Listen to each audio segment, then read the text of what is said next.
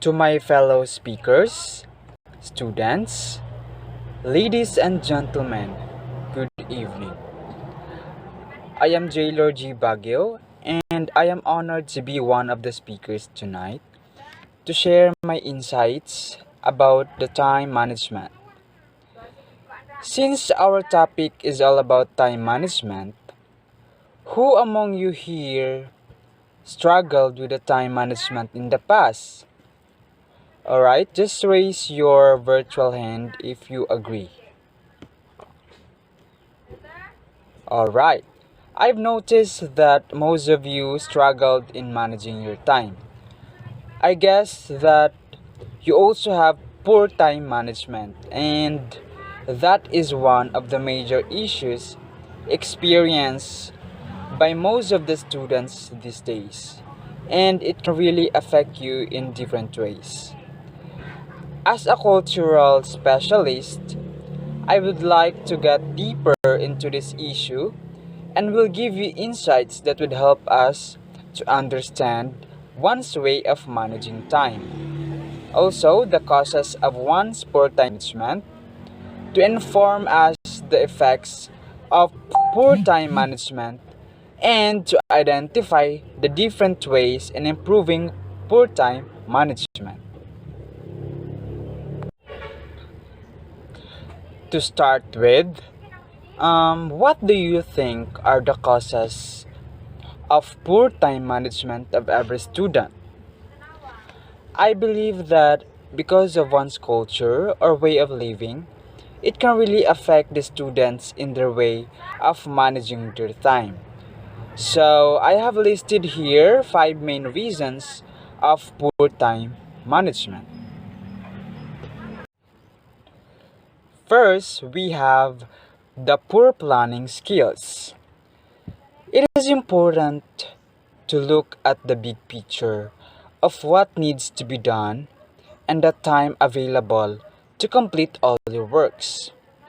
Poor time management means that you're not able to see the big picture and plan accordingly. As a student, you should take a look at the projects you need to complete for the month, for the week, and for that day. Also, make sure that you set aside enough time to complete all your tasks. With larger projects, it's very helpful to break them down into smaller sections to make the job more manageable, working on it over several days and a few hours at a time. So the second one is the failing to set priorities. Students who fail to manage their time will often fail to prioritize all the tasks they have ahead of them. Once you plan out your calendar to get a better understanding of all the works you have to do immediately, as well as your longer term projects, it's very important to prioritize all your tasks. So, estudyante pa man ta, kailangan na to iset aside sa ng mga extracurricular nga mga bulaton like magdula og mga online games. Instead ana, why not nga mag-study first ta after before ana mga butanga. So, prioritize your task gyud.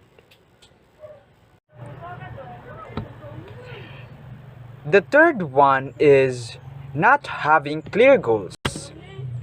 When you have clear goals, it's easier to decide how to best spend your time in order to achieve them. It's difficult to prioritize your to do list if you don't have goals because everything will seem equally important. As a student, you need goals to measure your work against and to determine what to focus on every day.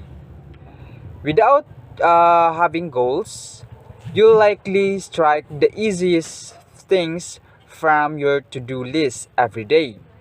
Instead of prioritizing what's truly important for long term success, write down clear goals for your career and your personal life and or kanang sa imong mga student ay kanang activity nimo sa school.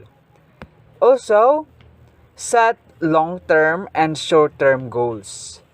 Make sure that you refer back to your list of goals frequently and always set your priority sorry. I mean and always set your priorities based on achieving those goals. Ang ikaupat nga cause of poor time management is being unmotivated. When you are not motivated to get your work done or you don't feel passionate about the task in front of you, it's likely you will resort to procrastinating. Procrastination is a big drain on productivity and can eat up the time you have available each day to complete important projects. And that means you will be left rushing to meet urgent deadlines and the quality of your work will suffer as a result.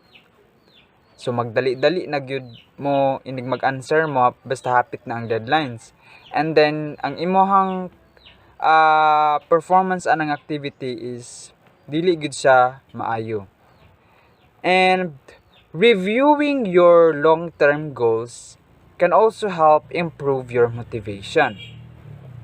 So, as a student, you should reflect on what you plan to achieve in the future and think about how your current work can help you reach these goals. And even if you are not excited about a project you are working on, reflecting on how it can help you achieve your goals may be the motivation to better manage your time. And the last one is being bad at estimating time. Sometimes it's possible for a student to know exactly what they need to do and when it needs to be done.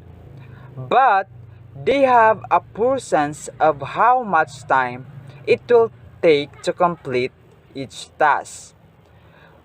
When you underestimate the amount of time needed to finish a project, you're left in the position of rushing to complete it by the deadline, and which can lead to inaccurate work.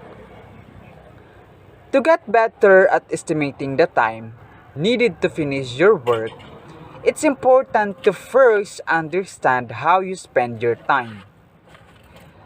Spend a week clocking the amount of time you spend on each task from your to-do list and write it down. And you'll soon get a clearer idea of how much time you need to complete common tasks, and you can plan ahead more effectively. And that's all for the major causes of poor time management. And as a cultural specialist, I would like to encourage everyone to respect and understand everyone on their own way of managing their time, because we have differences and we have different way of living as a student. So always remember the the sense of respect and understanding to each to one another. So this time let's find out what are the effects of poor time management. So first, we have the rushing to complete tasks. When you manage your time poorly, you may find there's never enough time in the day to complete everything you need to get done. As a result, you rush to finish projects before the due date, which can lead you to make mistakes or produce work that is low quality. Second one is frequently being late. People who are bad at time management, or students who are bad at time management, don't just struggle to get their work done. They also have trouble making appointments on time. If you fail to plan ahead or have a poor sense of how long things will take, it's likely that you'll frequently be late for meetings kanang ining magklase mo mga students. Usually malate gyud mo pag dili ninyo i-manage inyong time and all other important events, because you fail to set aside enough time to prepare yourself ahead of time. The next one is low productivity. Students with poor time management who can prioritize work or plan out their day will be less productive than others with good time management skills. That is because you will likely jump between tasks or be distracted by interruptions that are not as important as the project you are working on. This drains your productivity and slows down your workflow. So dili ka ganahan magbuhat sa imong mga activity, wala kay gana. And the fifth one is missing deadlines. So this is very common to the students this day nga daghan na sila mga missing, especially kaning mga college students. Poor time management skills often make it difficult or even impossible for you students to complete projects on time. That's because without proper time management, you can properly gauge how long a job will take to complete. You will be left rushing to finish it or turning the work in late. So, watch out mga students aning mga pag you are poor in managing your time kay usually malate gid mo. Number 5 is dissatisfaction. The stress and negative feelings associated with poor time management can leave students feeling unsatisfied with their work and unhappy in their jobs. Usually pag ma-late sila kay di sila ma-satisfied sa ilahang mga scores tungod kay late lagi kay dili good quality ang ilahang answers or mga performance. Often, students with bad time management skills will feel burnt out at work and won't be able to get the motivation needed to perform their tasks to the best of their ability. So, mao na siya. So, the next is poor work-life balance. When you properly plan out your day and schedule time for work, for your sa imong mga academic and personal priorities, you achieve a better work-life balance. But if you waste time procrastinating at your school staffs or anything, or if you don't bother to schedule your time and prioritize tasks, you'll find that you aren't able to focus on your personal life. And it's very difficult to find time to relax and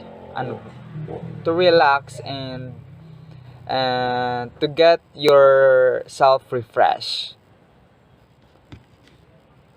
So that's all for the effects or the consequences of the poor time management. So again, students, I would like you to know that regardless of your way of living, kung unsa man ang way sa imuhang pag-eskwela or in managing your time, I wanted you to know that there is always a consequence in our actions. So kung dili nimo gi-manage imong time in a good way, so possibly naagi mga consequence nga imuhang i-face. So better watch out lang ta sa ang mga actions and in managing our time. So that's it. So since you have the hard time in managing your time, I have here some and easy tips in managing your time properly. And this will help you to maximize your time, and surely you can feel stress free in all activities, endeavors, and etc. So first tip is define and prioritize tasks. Your to-do list may look long, but have you ordered it correctly? So begin by simply writing down the task on a piece of paper or anything. When listing your tasks, make sure to add their deadlines so that you can organize them in order of priority. Even if the list seems long or and overwhelming at first, you can start to group tasks of the same nature together. For example, reading, homework, shopping, house chores, and etc. And size them in order of what needs to get done first. The second one is break up big tasks. As a student, you know that if your professor told you to write a 20-page or let's say 20-page research report, you may feel overwhelmed. Instead, if your professor said that you have to write the one page paper, you'd likely to be feeling breezy about getting it done. So why not take that approach with all your tasks? With big tasks, write down a deadline and work backwards to figure out how many smaller pieces you can divide it into get to divide you can divide it into to get it done by the due date. This is a really important time management skill for students. So remember this. The third one is use a checklist. It's easy to forget things with all the distractions of school, work, and life. By writing things down and checking them off, you are ensuring nothing gets forgotten in the mix. Checklists are also great psychological tools to give you quick hits of happiness when you put the check in the box. Give a rewards for yourself. There is no doubt that celebrations are fun. That's normal. Whether big or small, being able to positively reinforce the work you do will help you establish a routine and incentive to keep powering through. You can choose rewards that are monetary and activity or time-based. So, if ever maka-achieve ka usa ka butang or mahuman nimong isa ka task, you can reward yourself para pod maganahon ka, ma-excite pud ka mabuhat sa mga uban nga mga task. And that's it. And the fifth one is set a schedule. So ginabalik-balik na ginako ni ni siya.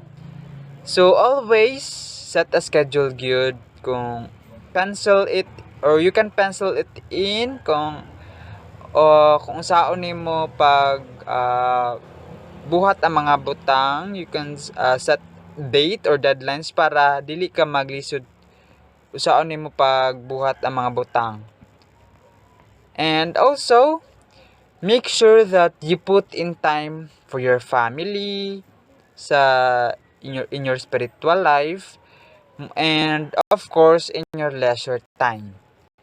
And if you are under pressure, friends, ask your help from your friends, family, and your loved ones with your other activities or chores or any problems that you have.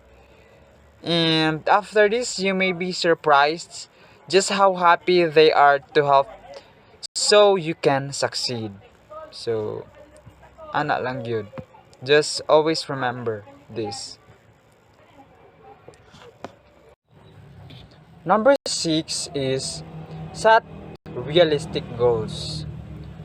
Our society tell us to aim high and for the stars.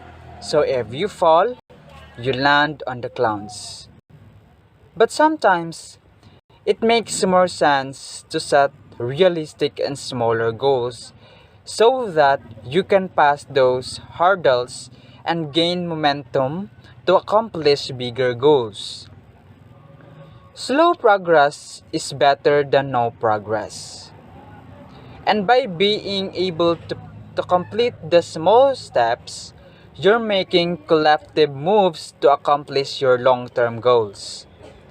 This method also works to manage time because you can see so far into the future. By setting up day in day in and day out, you're creating good habits that are within your control that accumulate over time to cause big changes. For example, if you want to run a marathon, you're going to start training daily with just a few miles and build up from there. From there. In that same manner, you can train your brain and mind to grow stamina for studying. If you want to learn a new language, you can do daily lessons and over time, you'll realize how much you've learned as all the short lessons accumulate. So that's the so remember to set a realistic goals. Next is we have the so remember to wake up early because when you're up early, you rush less and in turn stress less.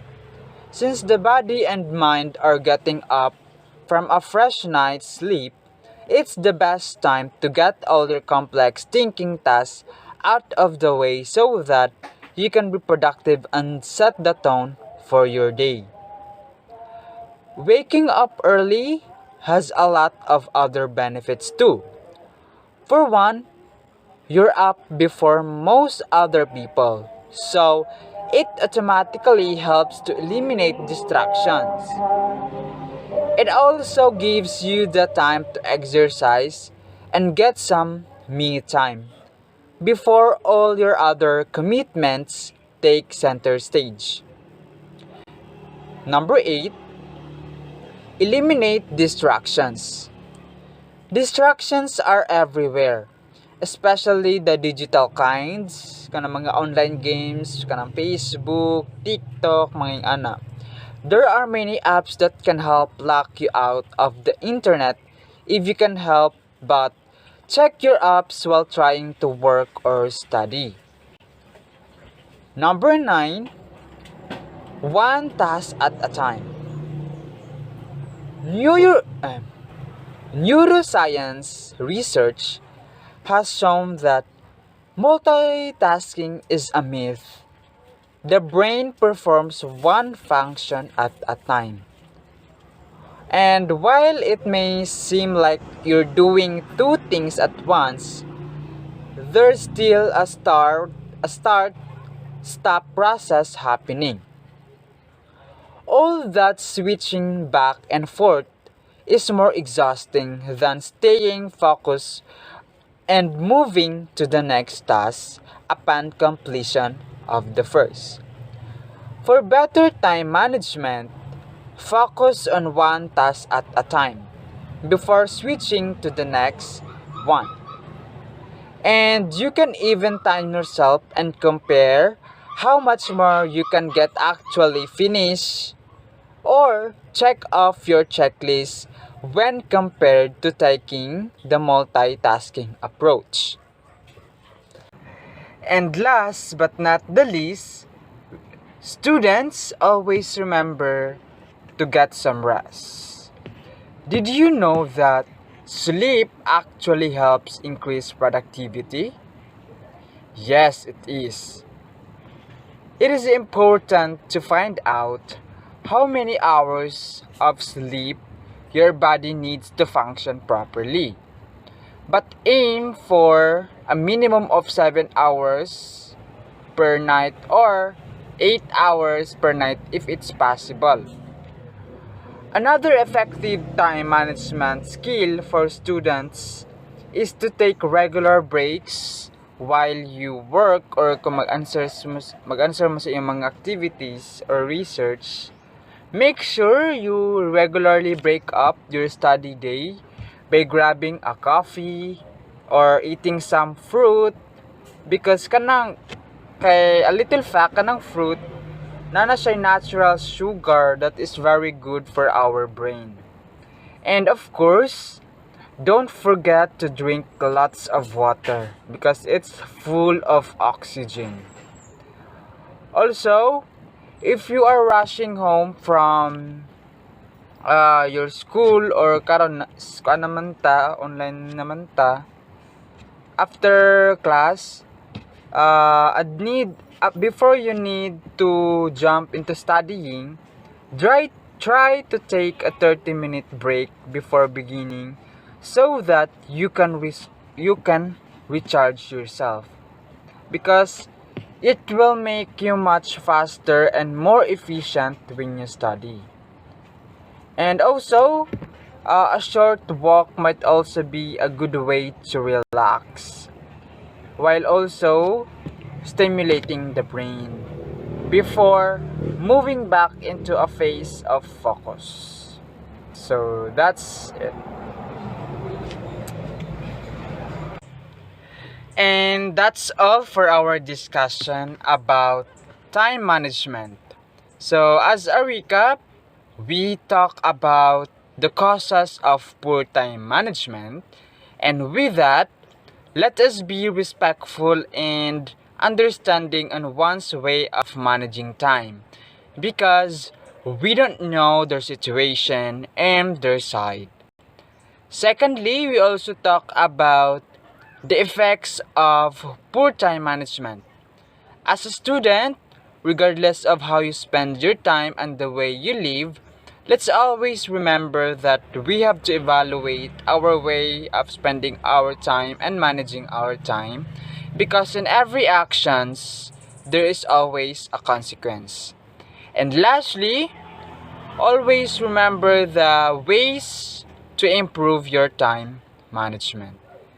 Again, thank you so much, guys, for your time, your participation, and for your listening.